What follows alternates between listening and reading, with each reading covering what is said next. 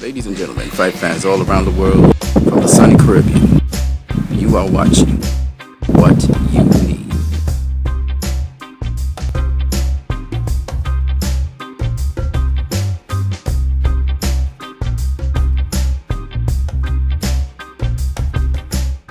Ladies and gentlemen, we're going to look at the weekend's fights for Saturday, December 12th, 2015.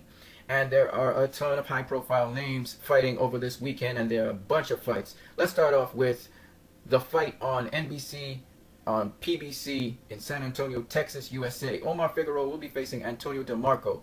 Now, because so many things favor Omar Figueroa, I think he's going to win this fight.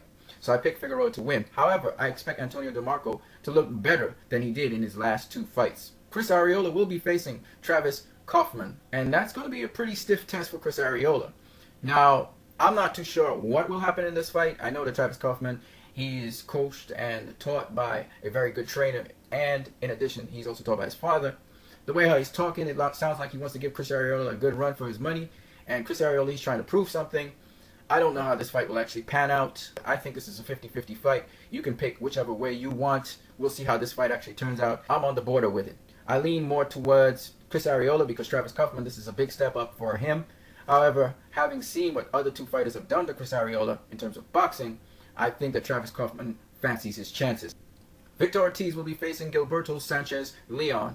We'll see how he fares tomorrow against Gilberto Sanchez Leon, who is not really a top-class, top-tier fighter, so he may get by him. I think Victor Ortiz will get the win, might even get the stoppage, who knows. In London, in the United Kingdom on Skybox, we're going to be looking at Kevin Mitchell facing off against the undefeated Ishmael Barroso, who has been knocking out every single opponent. He's a southpaw, he has good skills, and he's from Venezuela, the same place world champion Jorge Linares.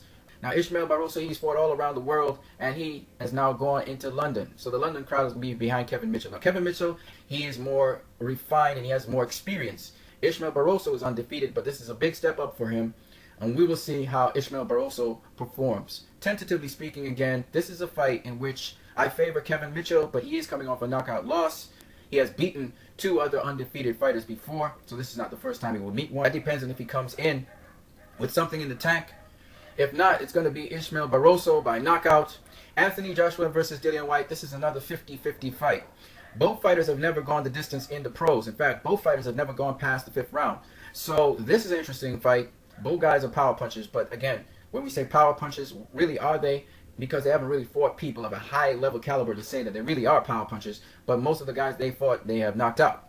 Now, having said that, most people pick Anthony Joshua as the favorite, Dillian Whyte as the underdog. I don't see it that way at all. Dillian Whyte has very good skills, very good counterpunching skills. He does set up his shots very well. Anthony Joshua, coming forward, he really fights intelligently. He doesn't get hit much, if hit at all, by his opponents. Of course, his opponents haven't been high caliber, nor have Dillian Whyte's.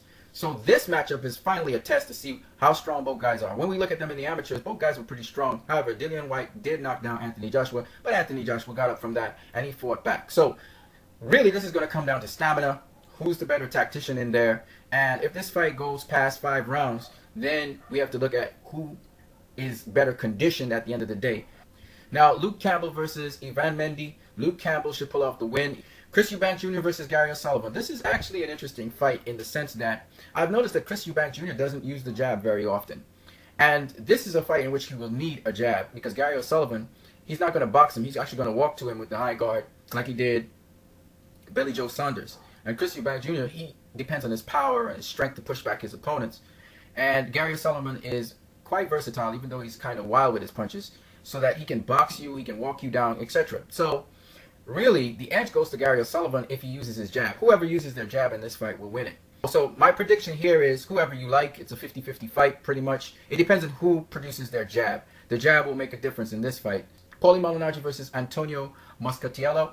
Paulie Malignaggi hands down. Antonio Moscatiello is not in the caliber of Paulie Malignaggi. He will lose this fight. Derek Chisora versus Jakub Kospik. Chisora will win this fight very easily. He might even knock out Kospik. Now in Moscow on Box Nation, Roy Jones Jr. is going to be facing Enzo Maccarinelli.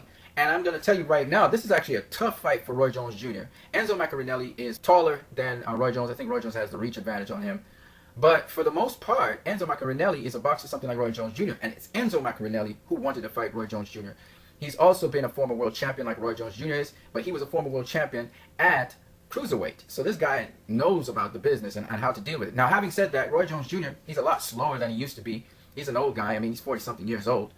But if he had some of the quickness like David Haye, I think he would make quick work of Enzo Maccarinelli. But as he's much slower, and I've watched him in many fights, he's craftier, he's trickier, he stays out the true line, but he's still too slow, I think. And this gives Enzo Maccarinelli, Enzo Maccarinelli's looking at Roy Jones Jr. like meat right now. He's looking at him like, I can build a name off this guy.